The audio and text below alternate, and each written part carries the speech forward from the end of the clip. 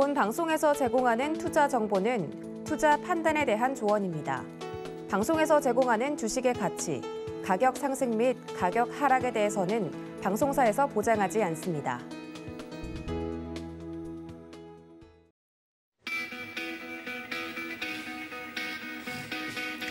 안녕하세요. 고수익 작전타임의 이수연입니다. 지난주 한 주 동안 코스피 시장은 3.5%, 코스닥 시장은 무려 7%가 빠지면서 셀코리아 아니면 패닉셀이라는 그런 평가가 이어졌습니다.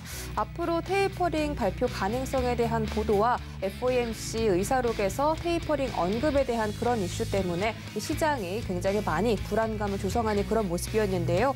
다행히 지난주 금요일 뉴욕 증시는 델타 변이 확산 우려에도 불구하고 3대 지수 모두 상승 마감에 성공했습니다. 특히 기술주 중심의 나스닥 지수가 1.19% 상승으로 마감했고 또 공포지수로 불리는 빅스 지수는 20%포인트를 하회하는 그런 모습이 연출됐기 때문에 이런 부분들이 이번 주 우리 증시의 방향성을 조금 더 상향 쪽으로 잡아주지 않을까 하는 기대감이 형성되고 있습니다. 이번 주도 중요한 일정들 많이 앞두고 있는데요. 이런 부분들에 대해서 어떤 전략 세울지 궁금하신 분들 오늘도 1시간 동안 작전 타임과 함께해 주시기 바랍니다. 그럼 오늘의 투자 작전 화면으로 만나보시죠. 네, 신승용의 작전 키워드 시간에서는 잭슨홀 미팅과 외국인 포트 재정비라는 주제로 이번 주 증시 대응 방법에 대해서 알아보도록 하겠습니다. 지금 많은 투자자들이 집중하고 있는 잭슨홀 미팅인데요. 테이퍼링 할 것이냐 말 것이냐 이런 부분들 함께 논의해 보도록 하겠습니다. 네, 허반삭의 작전 리포트 시간 건설 업종에 대해서 이번 주 다뤄보도록 하겠습니다. 코로나19로 시장에 큰 타격을 받았음에도 불구하고 건설 업종과 종목들은 여전히 살아남는 모습을 보여주고 있는데요. 하반기 해외 수주 점검에 대해서 알아보면서 하반기에는 어떤 성장성 가지고 있는지 체크해 보도록 하겠습니다. 네, 이주연의 주유소 포트 시간에는 코스닥 투자 전략과 개인주 주가 전망을 공개해드리도록 하겠습니다. 제가 앞서 말씀드렸지만 코스닥 시장 지난주에만 7%가 빠졌습니다. 이런 부분들 어떻게 대응하면 좋을지 분석해보고 또 최근에 날개를 달고 올라가고 있는 개인주 주가 전망에 대해서도 짚어드리도록 하겠습니다.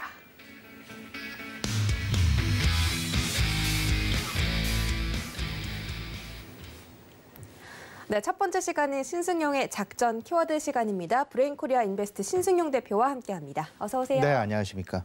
네, 이렇게 월요일마다 신승용 대표 스튜디오로 모셔서 이야기 나누는데요. 첫 번째 키워드 바로 만나볼게요. 네, 첫 번째 키워드는 잭슨홀 미팅입니다. 자, 지난주 우리 시장 빠진 요인들 여러 가지가 있었습니다. 반도체, 우리 시장을 이끄는 반도체가 좀 많이 피크아웃이 됐다 이런 우려도 있었고요. 아무래도 가장 중요한 부분이 조기 유동성 축소 이야기겠죠. 네. 이 테이퍼링이 앞으로 조금 일찍 당겨질 것이다라는 발언들이 연준 위원들 사이에서 나오면서 우리 시장뿐만이 아니라 이 글로벌 시장이 전체적으로 좀 많이 빠졌습니다. 하락을 했는데 다행히 지난주 금요일 날 또 로버트 카플란 연은 총재가 상당히 좀 매파적인 그런 위원인데 델타 변이 확산 때문에 테이퍼링을 조금 더 연기할 수도 있다. 이런 발언 나오면서 지금 이 테이퍼링을 하냐 마냐에 대한 그런 투자자들의 시선이 좀 집중이 되고 있습니다. 잭슨홀 미팅도 27일 금요일이죠. 네, 어떻게 보십니까? 예, 이번 주 이제 우리 시장 내 가장 큰 이슈 내지 이벤트 두 가지 지금 대기하고 있는 그런 상황 꼭 기억을 하셔야 될 것 같습니다. 바로 한은의 금통위, 금융통화위원회 개최라는 부분 한 가지랑요. 방금 말씀하셨던 미국의 잭슨홀 미팅 지금 개최 예정에 있다라는 부분. 아무래도 지난주 그리고 글로벌 시장을 좌지우지하고 있는 유동성 장세.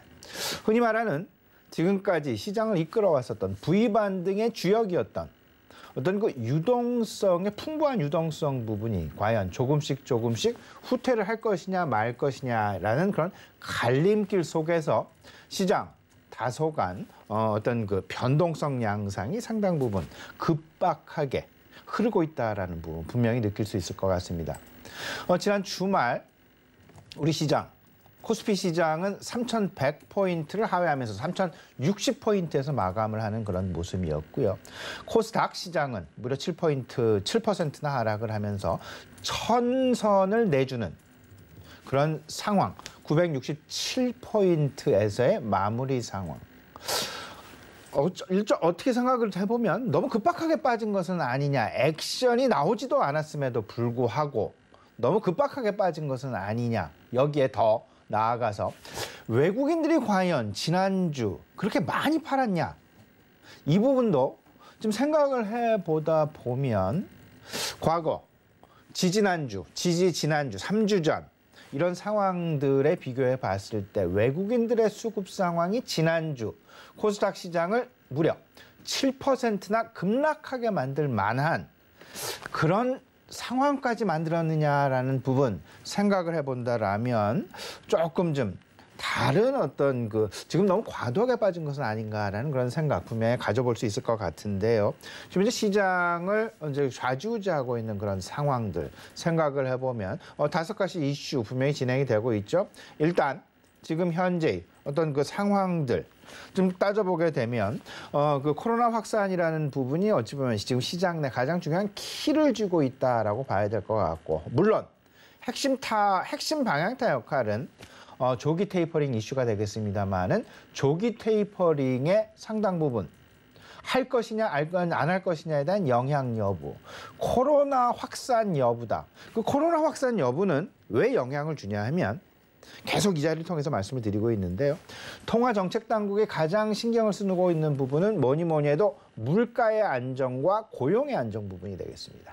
근데 물가 부분은 상당 부분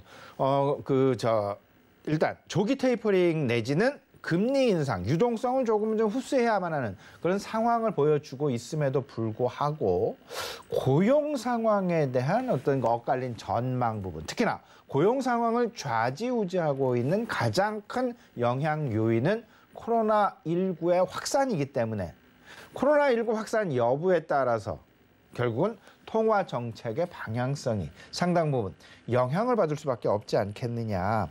이 부분 꼭 좀 생각을 해 두셔야 될 것 같습니다. 지금 이제 앞서서 말씀을 드렸다시피 이번 주 잭슨홀 미팅 테이퍼링에 대한 언급 가능성, 이 부분에 촉각을 곤두세우고 있다라고 보셔야 될 것 같고, 이미 지난 7월, 지난주 사실은 우리 시장이 가장 크게 흔들렸었던 주요 배경은 7월 FOMC 의사록 발표, 이 속에서 조기 테이퍼링에 대한 시사, 이 부분이 시장의 투자 심리를 크게 흔들어 놨다라는 점.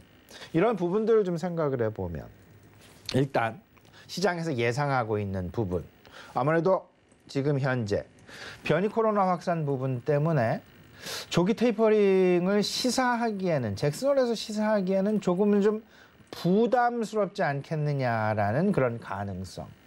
일단 조금은 좀 코로나 확산 부분이 좀 진정이 된 상황, 좀 나타난 이후에 유동성 흡수를 시작하겠다라는 그런 발표 가능성이 있지 않을까. 이렇게 좀 생각을 해보면 9월 FOMC에서 시사를 하고 11월 내지는 12월부터 실질적으로 좀 공식적인 발표 나오지 않을까라는 그런 기대감이 지금 현재 시장 내에 지난 주말 사이 미국 시장 내 상당 부분 팽배해 있다라는 부분. 아무래도 이번 주 26일, 우리 시간으로는 27일이 되겠습니다만은 잭슨홀 미팅의 어떤 상황, 이런 부분 전까지는 상당 부분 촉각을 곤두세우고 시장 급격한 어떤 시장 상승 쪽보다는 상당 부분 관망 양상의 진행 가능성 높지 않을까라는 부분 생각을 해보게 됩니다. 여기에 한은 금통위도 지금 26일 예정이 되어 있는 그런 상황.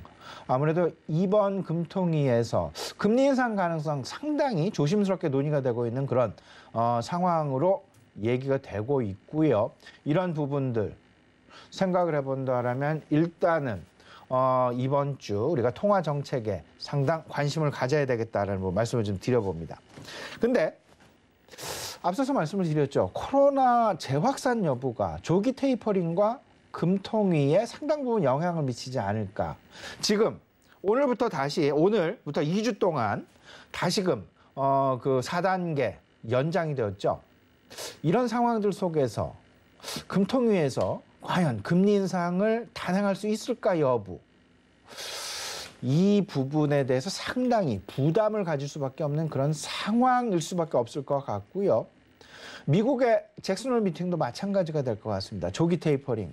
고용 상황이 그다지 긍정적이지 않은 그런 상황들 속에서 과연 조기 테이퍼링의 계획, 발언할 수 있을까의 여부.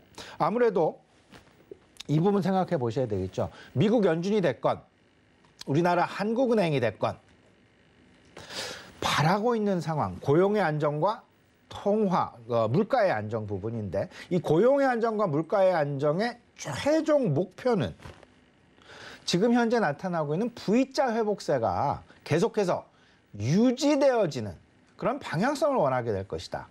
결국 W자 회복, 다시금 반등했다가 다시 하락하게 돼. 소위 말하는 더블 딥을 피하기 위한 최선의 노력을 경주하지 않을까라는 그런 기대감. 어느 누구도 마찬가지 상황이 아닐까라는 그런 상황입니다. 그런 생각입니다. 그런 상황의 어떤 그 최선의 경주, 노력 경주다라는 그런 차원에서 생각을 해본다라면 W자 더블 딥 상황을 누가 원할 수 있을까? 그런 상황들 속에서 섣불리 조기 테이퍼링이랄지 조기 금리 인상이랄지 섣불리 시장 내에 내놓기는 상당히 부담스러울 가능성이 있다. 다시 말씀을 드리지만 코로나 관련해서 두 가지 경로가 분명히 존재합니다. 앞서서 말씀드렸다시피 고용이 상당 부분 중요할 수밖에 없는데 이 고용을 좌지우지하고 있는 주요 결정 요인이 코로나19의 확산 여부다. 코로나19 확산을 하게 되면 고용은 당연히 줄어들게 될 것이고 고용이 줄어들게 되면 이 부분은 조기 테이퍼링의 가능성을 낮추게 되는 그런 상황이 나타나게 될 거고 반면에 코로나 상황이 좀 안정이 된다. 그런 모습을 보이게 된다라면 고용이 확대가 되면서 소비의 증진 그리고 투자의 확대가 동시에 나타나게 되면서 조기 테이퍼링 극복할 수 있는 충분한 경제 펀더멘탈을 가져갈 수 있다. 이 상황들이 나타나게 된다라면 소위 말하는 유동성 장세에서 시장은 실적 장세로 변화하게 되는 그런 모습을 보여주게 될 것이라는 점. 그렇기 때문에 고용과 관련된 지표 절대적으로 우리가 주목을 해봐야 될 것 같고요.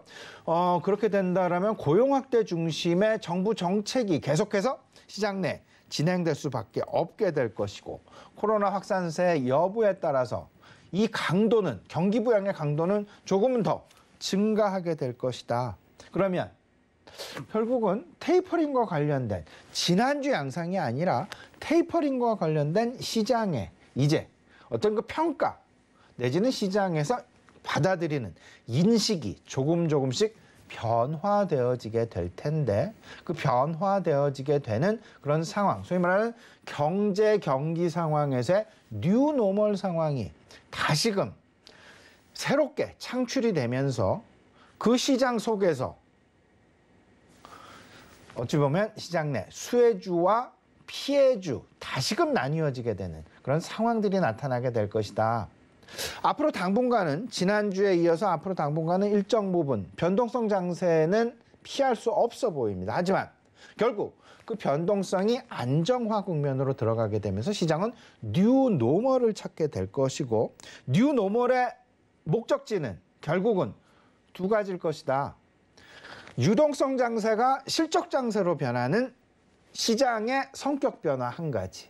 그리고 두 번째는 위드 코로나 시대를 대비하는 경제 평형점, 경제가 긍정적으로 넘어가는 위드 코로나 시대의 도래를 우리가 준비해야 될 것이다라는 점.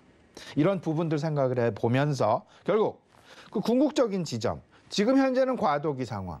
그러면 그 과도기 상황에서의 변동성 내에서 그 변동성을 최대한 활용할 수 있는 전략 무엇일까 생각을 해보면 환율이라는 부분과 금리라는 부분으로 결국은 귀착되게 될 것이다. 그러면 환율 수혜주와 금리 인상 수혜주, 유동성이 줄어드는 그런 상황 속에서의 어떤 그 수혜주 생각을 해봐야 될 텐데 여기에는 당연히 미국향 수출주와 그리고 경기 민감주 그리고 소비 관련주가 당연히 자리 잡을 수밖에 없지 않겠나.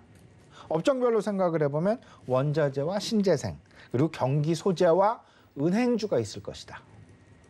이런 상황들 전체적인 흐름 속에서 지금 현재 과도기 중심의 나의 투자 전략을 펼쳐나가는 게 좋을지 아니면 궁극적인 새로운 뉴 노멀 지점을 향해서 나의 포트폴리오 전략을 펼쳐나가면 좋을지 이 부분 나의 투자 성향에 따라서 나는 짧은 관점 아니면 나는 긴 관점 이 두 가지 관점에서 우리 시청자 여러분들 각자 성향대로 포트폴리오를 꾸려 나가시는 것이 지금 현재의 상황에서는 가장 좋은 포트폴리오 전략이 아닐까 그런 생각입니다.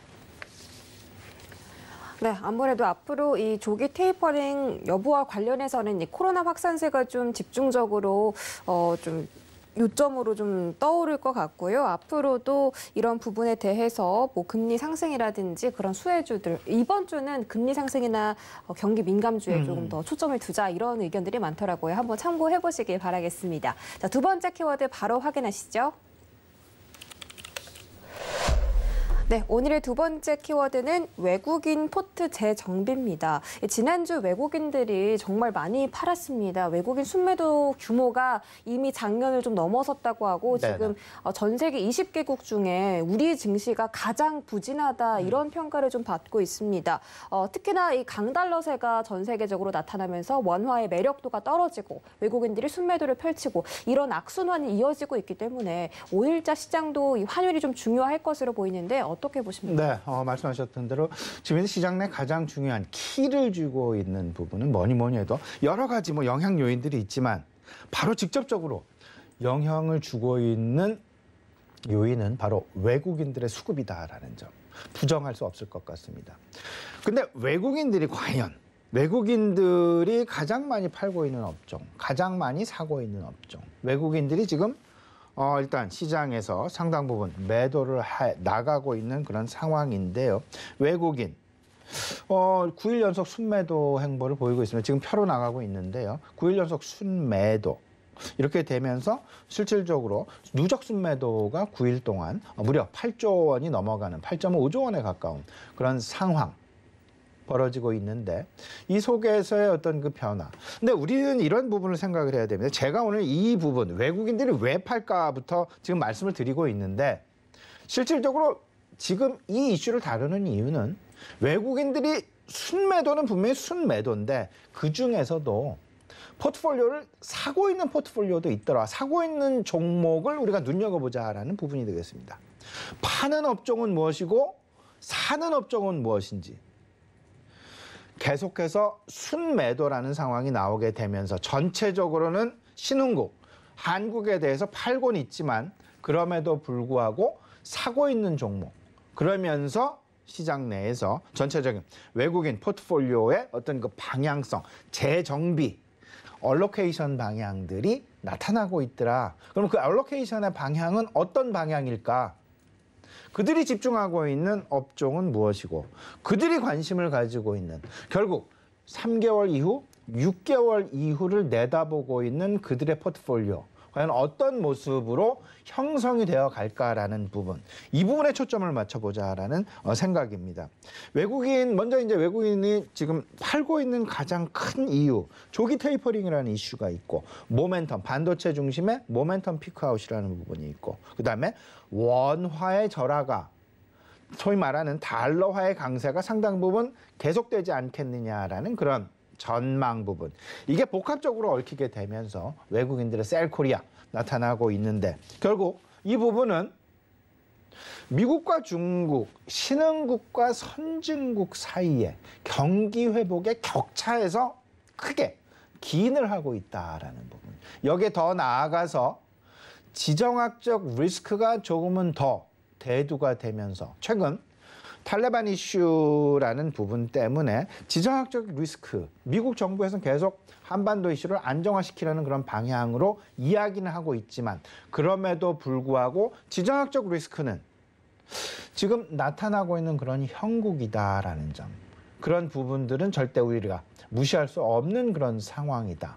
단 일시적이다 하더라도 외국인들의 셀코리아, 신흥국과 선진국의 경기 회복 격차 그리고 탈레반에 따른 아프간에 따른 어떤 그 지정학적 리스크의 어떤 그 대두 부분, 이런 부분들이 복합적으로 지금 이제 외국인들의 순매도를 부채질하고 있다라는 부분 생각을 해봐야 될 것 같습니다. 근데 선진국은 사고 있고 선진 시장에서 외국인들은 사고 있고 신흥국에서는 팔고 있는데 이 가장 큰 이유는 백신 격차도 있고요. 그다음에 경기 회복의 격차. 과연 W자 회복으로 가는 부분 아니면 V자 회복이 유지되는가의 여부.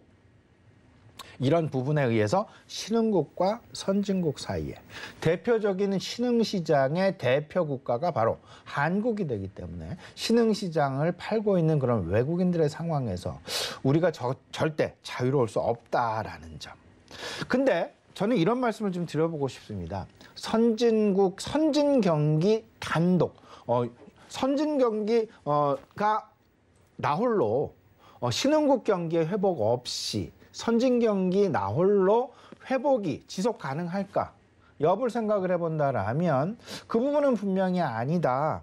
선진국의 소비 개선이 선행을 하게 된다라면 신흥국의 생산 증가는 당연히 후행할 수밖에 없는 그런 상황 나타나게 될 것이다. 그렇기 때문에 제가 계속해서 우리 시청자 여러분과 함께 고용 관점에 어떤 그 시장 대응이 상당 부분 유효하다라는 말씀을 좀 드리고 있는데 고용이 회복이 되어야만 소비가 늘어나게 될 것이고 소비가 늘어나게 되는 만큼 생산의 투자가 더 활성화가 되면서 경기 개선의 선행 고리를 만들어낼 수 있다.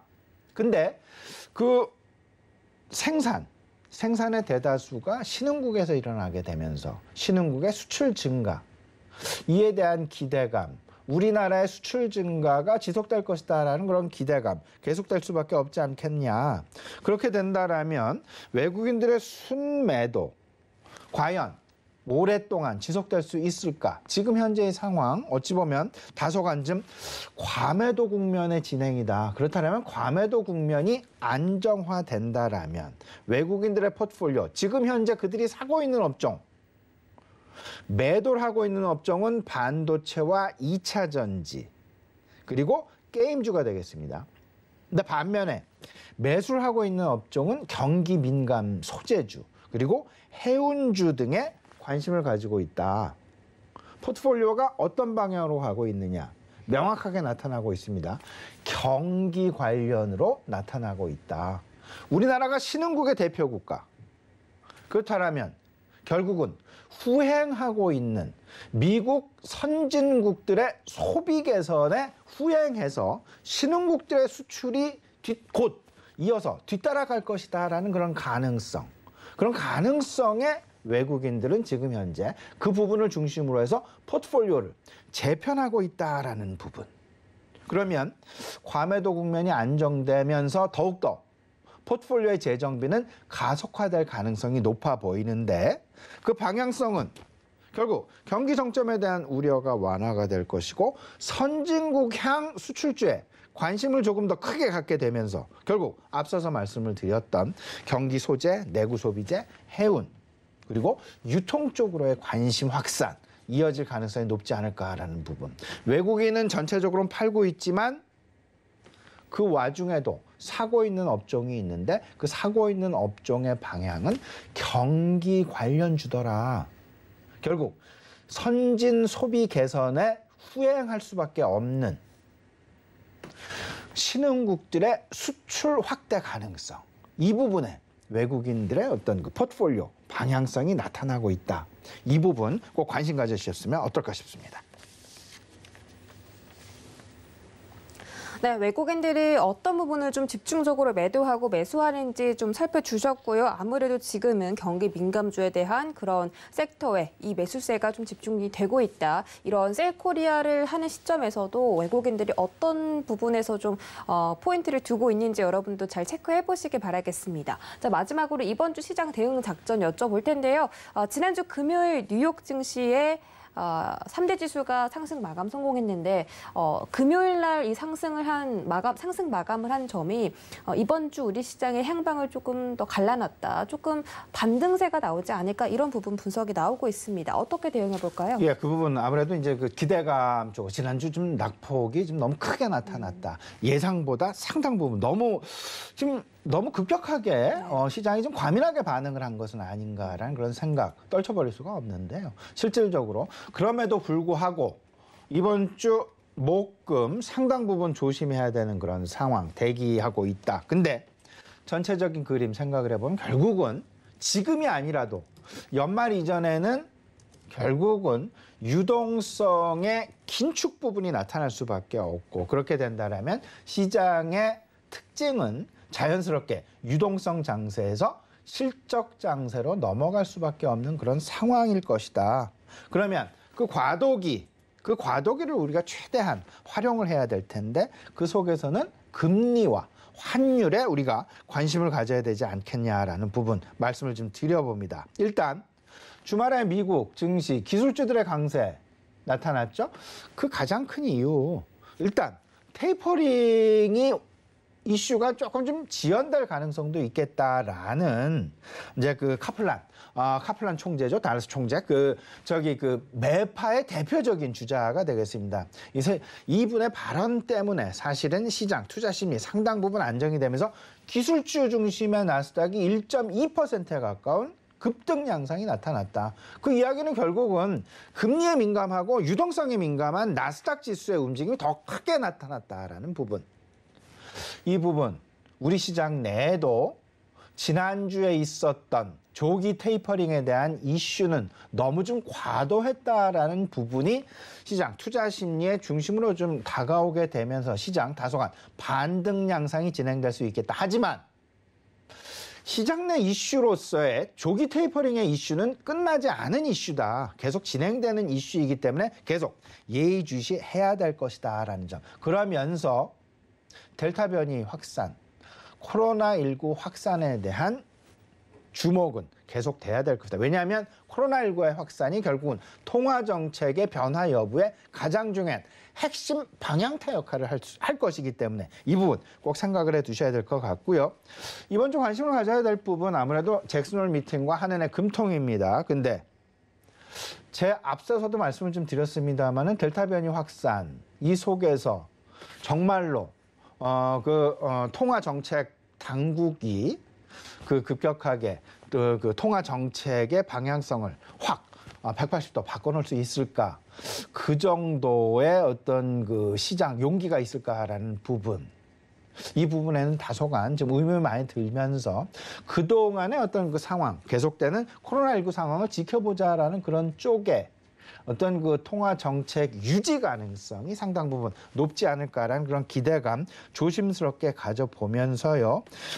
일단 유동성과 관련된 업종 차별화 계속해서 생각을 해보자. 결국 고용이 지금 시장 방향의 축인데 고용을 좌지우지하고 있는 부분은 델타 변이 확산일 것이고 이 부분 생각을 해본다면 경기 소재와 내구 소비재에 대한 관심은 계속해서 가져가야 될 것이고 통화 긴축에 따라서 은행주와 기술주의 양극화 현상 당연히 나타날 수밖에 없게 될 것이고 가장 중요한 것 통화정책 당국 어느 누구도 더블 딥의 상황을 원하진 않는다. V자 회복의 유지, 지속을 계속해서 바라고 있다. 더블 딥 가능성이 있는 그런 상황들 속에서 더블 딥을 유도할 만한 그런 통화 정책을 내놓을 수 있을까라는 지금 어떠한 경우에도 지금 자신감이 있는 그런 상황은 아니다라는 점.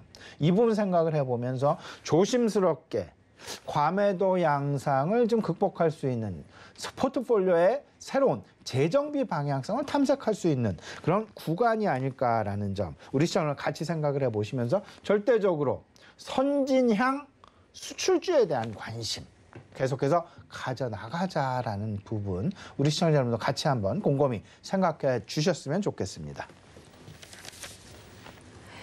네, 이번 주는 이 한국은행의 금통위가 또 열릴 예정이고 연준에서는 미국에서는 테이퍼링이 열릴 잭슨홀 미팅이 열릴 예정이기 때문에 이런 부분에 대해서 금리 인상 좀 체크를 하셔야겠고요. 은행주가 오르는 만큼 반대로 기술주는 하락할 수 있다. 이 부분도 염려를 해두시면 좋겠습니다. 네, 오늘 말씀 고맙습니다.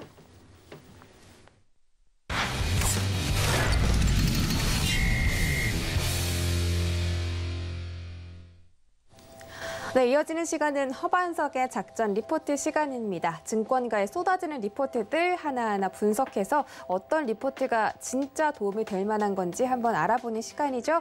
IR 분석에 계신 허반석 전문위원과 함께합니다. 안녕하십니까? 네, 안녕하세요. 네, 반갑습니다. 주말은 잘 보내셨나요? 네, 잘 보냈습니다. 네, 지난주는 휴일이 껴있어서 금방 흘러갔는데 이번 주도 좀 금방 흘러가는 그런 느낌이 들 수 있도록 시장에 좀 힘을 내줬으면 좋겠습니다. 오늘의 업종 리포트 바로 만나보시죠. 네, 오늘의 업종 리포트는 건설업종입니다. 하반기 해외 수주 점검이란 주제인데요. 건설업종이 최근에 수주가 정말 대박이 났습니다. 상반기에도 그렇고 이 실적이 정말 눈부시게 많이 올라가면서 주가도 영향을 함께 받았었습니다. 최근에 시세가 나온 종목들이 굉장히 많은데 이렇게 코로나19 속에서도 견고하게 움직여주는 건설업종들 하반기에는 과연 어떤 성장성 가지고 있는지 지금 바로 체크해 주시죠. 네, 이번 주는 건설 업종을 살펴볼 텐데요.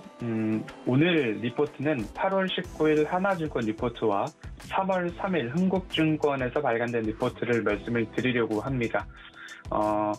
하나투자증권의 리포트는 기대하고 기억하고 대처하는 해외 수주, 그린을 그리다. 결국엔 이제 친환경에 대한 이야기들을 조금 더 우리들에게 이야기를 해주는 이야기입니다. 해외 수주를 점검을 해보면 주요국 초대형 프로젝트 발주가 꾸준하게 이어지고 있고요. 하반기부터 본격적으로 해외 수주 기대감이 올라오고 중동 지역은 재생에너지, 그린 수소, 그리고 그린 암모니아, 탄소 포집 등 신재생에너지에 더욱더 좀 초점을 맞춰가는 모습입니다. 그린 관련된 프로젝트들 꾸준히 동향 살펴보도록 하겠습니다. 주요 건설사들의 밸류에이션을 먼저 조금 체크를 해보면요. 코스피 12개월 PER이 현재 10.8배 정도 된다고 본다면 현재 건설업의 PER은 5.8배 수준에 그치고 있고요.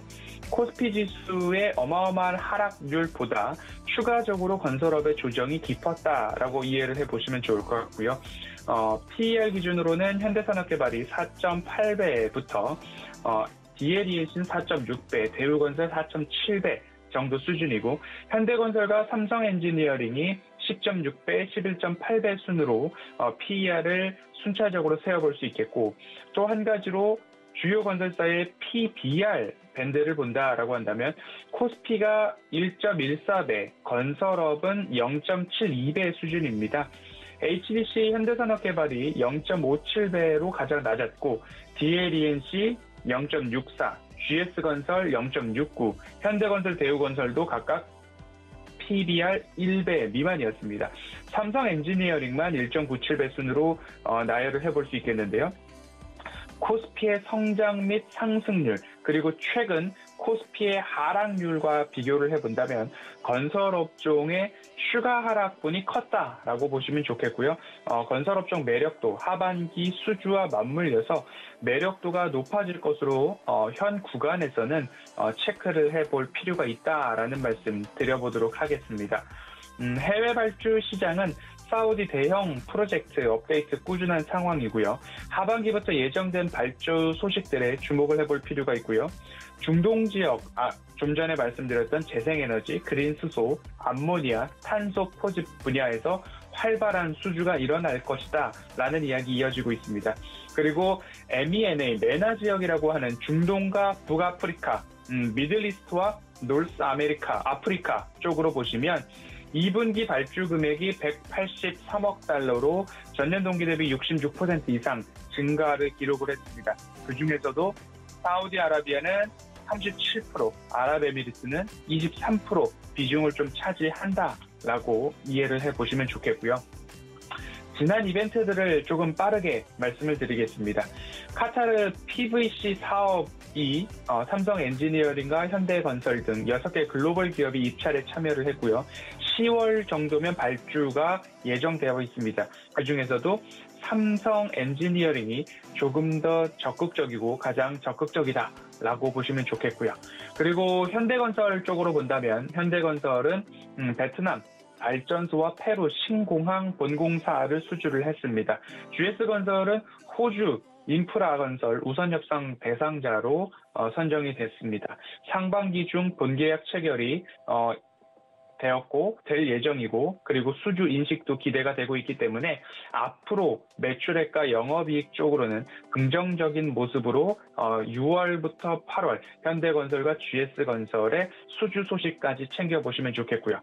상반기 해외 수주 목표 달성률 국내 대형 5개사 건설사 중심으로 본다면 31% 정도의 달성률 보이고 있다라고 집계가 되고 있는 상황입니다. 이렇게 주요 건설사 전체 수주 목표를 본다면 현대건설과 GS건설, DL-ENC 정도가 적어도 3개년도 이상 꾸준한 상향을 보이고 있고 목표치가 우상향되고 있는 모습을 볼 수 있습니다. 상반기 현대건설은 72.4%, 삼성 엔지니어링은 52% 정도 볼 수 있고요.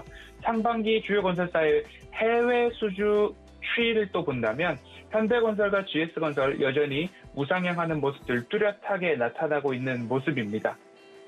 주요 건설사의 총 수주 목표 달성률을 본다면 현대건설이 72%로 총 수주 목표 중에서는 가장 빨랐고 삼성 엔지니어링은 52% 수준으로 조금 낮았다라고 비교가 될 수 있을 것 같아요. 50%를 넘는 기업들은 이 두 기업이고 GS건설, 대우건설, DL-ENC 정도가 조금 낮았다라고 보시면 좋을 것 같고요.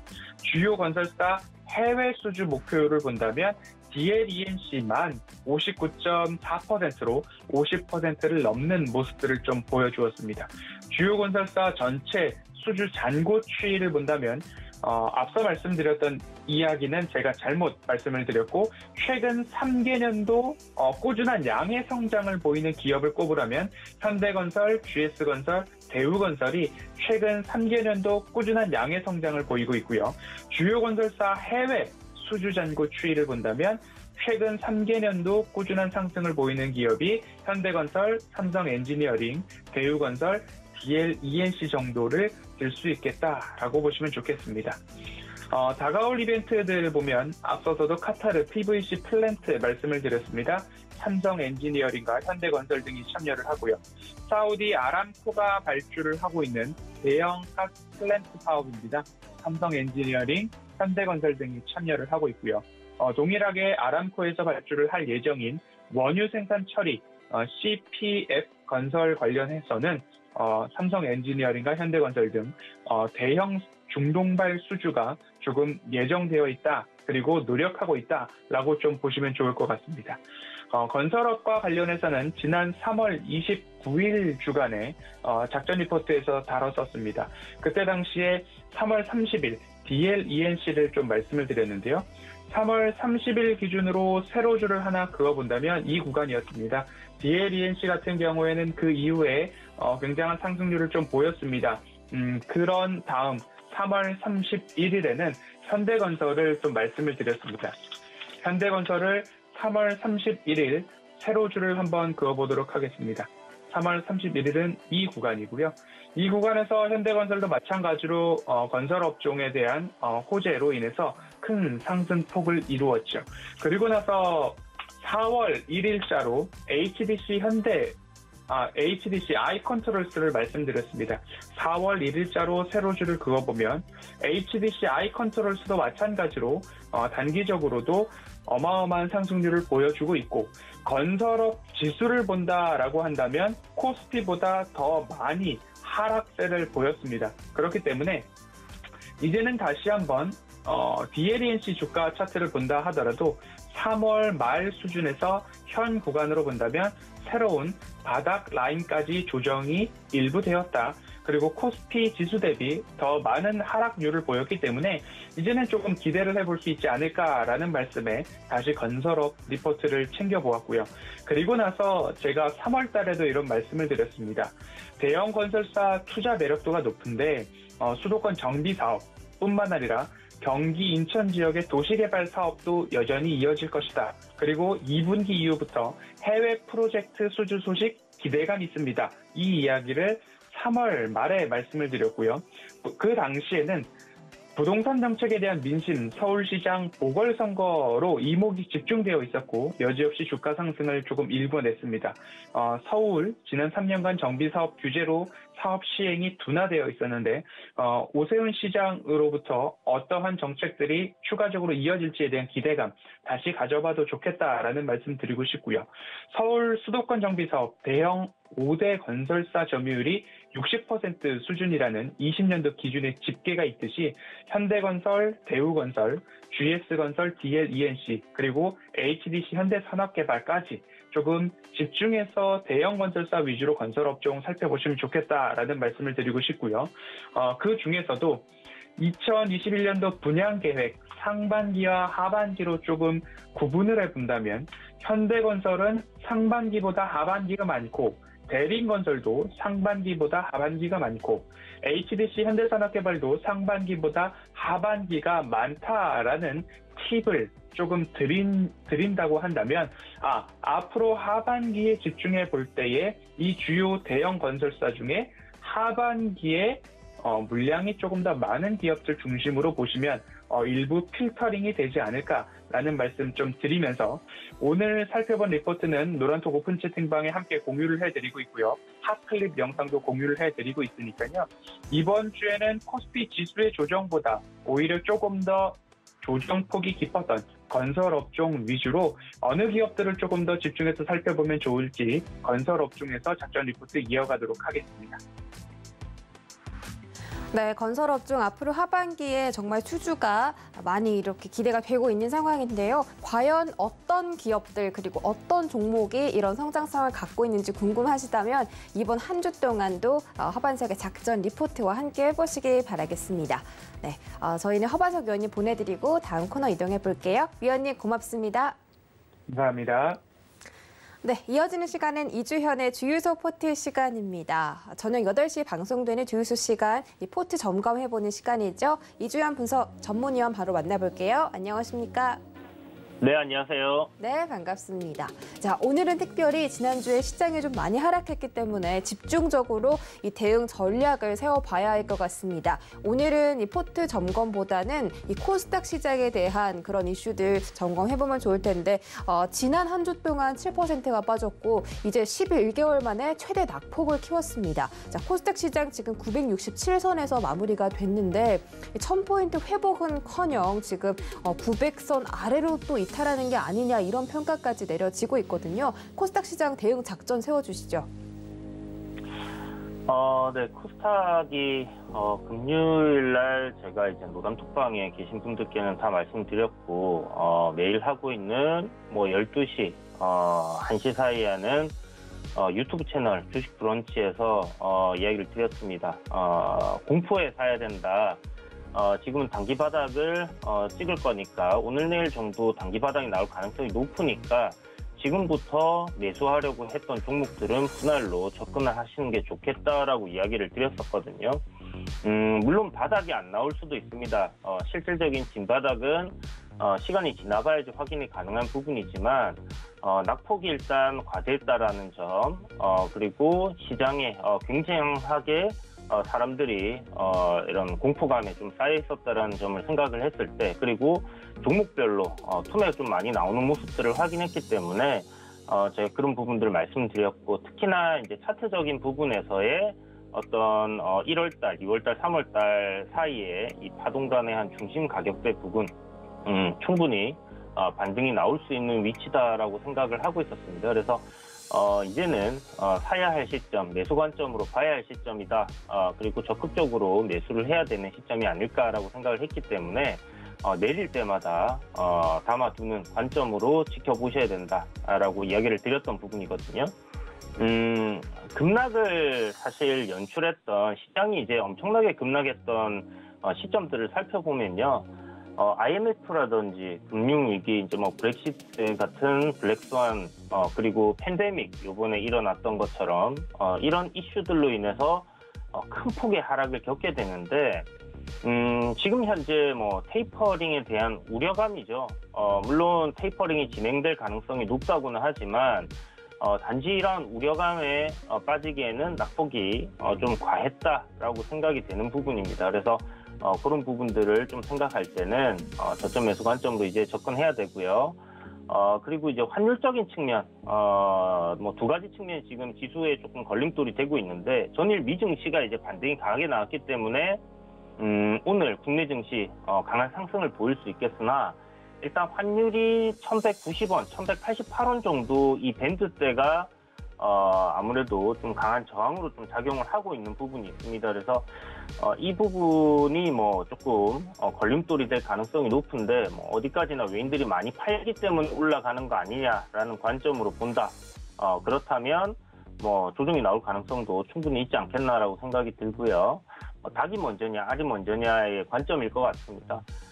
그리고 홍콩 지수 살펴보면 지금 뭐 중국 지수 계속 조정을 받고 있는 상황이었는데 상생이라든지 저기 뭐 심천이라든지 홍콩 지수들 보게 되면 지금 이중 바닥을 거의 완성한 쌍바닥 구간을 만들고 있기 때문에 이런 구간에서의 되돌림이 만들어진다 하면 오늘 국내 증시에 좀 괜찮은 흐름이 이어질 수 있겠다 이렇게 말씀드리도록 하겠습니다. 그래서 작은 결론을 내리면 3,150에서 3,200포인트 정도까지는 반등 흐름이 나와줄 수 있으니까 뭐 저점 구간 분할 매수 관점으로 좀 접근해 보시면 괜찮겠다 이렇게 말씀드릴게요.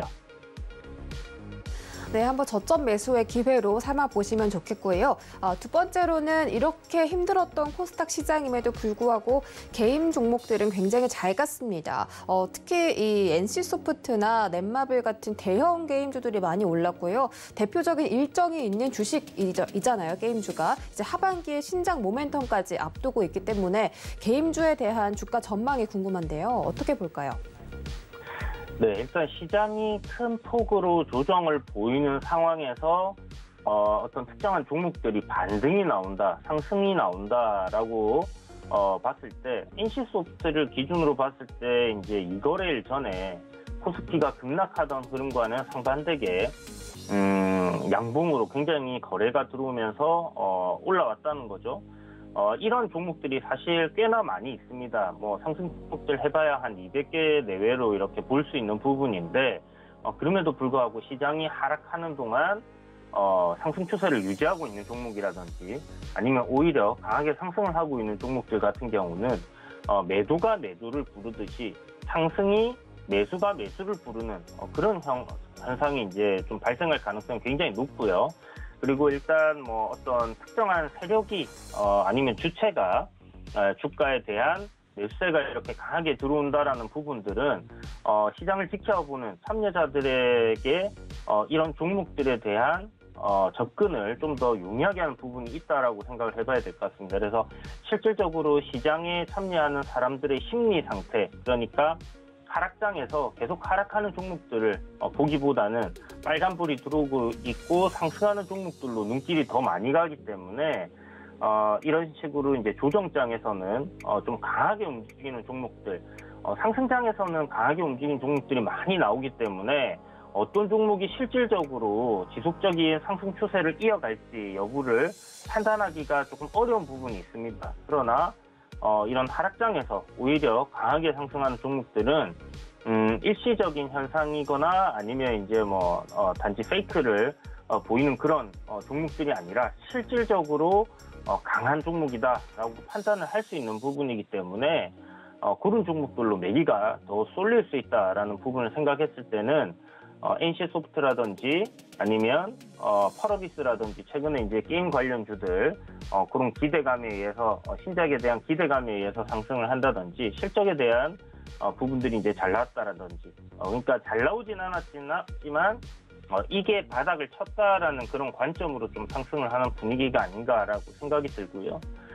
그렇다면 뭐 이런 종목들 시장이 조정 나올 때 양봉이 나오거나 급락이 나오는 시점에 반대로 시세를 올려줬던 종목들 같은 경우는 관심권에 넣어두시고 시장이 어느 정도 정상을 찾을 때 아니면 다시 한번 조정을 받을 때 상승할 가능성이 상당히 높다라고 보시고 그런 부분들을 좀 분류해 두고 보신다면 트레이딩 관점으로 괜찮지 않겠나라고 생각이 드니까요.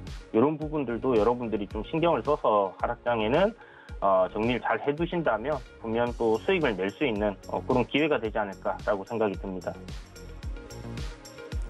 네, 개인 종목은 오히려 하락장에 좀 조정을 받는다면 반등이 나올 수 있는 그런 섹터로 기대를 하고 계시고 개인주도 한번 앞으로 눈여겨서 보시길 바라겠습니다. 네, 이주연 위원님 오늘 분석도 고맙습니다.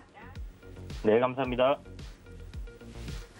네, 고수익 작전 타임에서 1시간 동안 전략들 세워드렸습니다. 지난주에 코스피 코스닥 많이 빠진 만큼 걱정 크실 텐데요. 오늘은 조금 안심하시고 잠시 뒤 순간포착 매매 시그널로 돌아오도록 하겠습니다. 고맙습니다.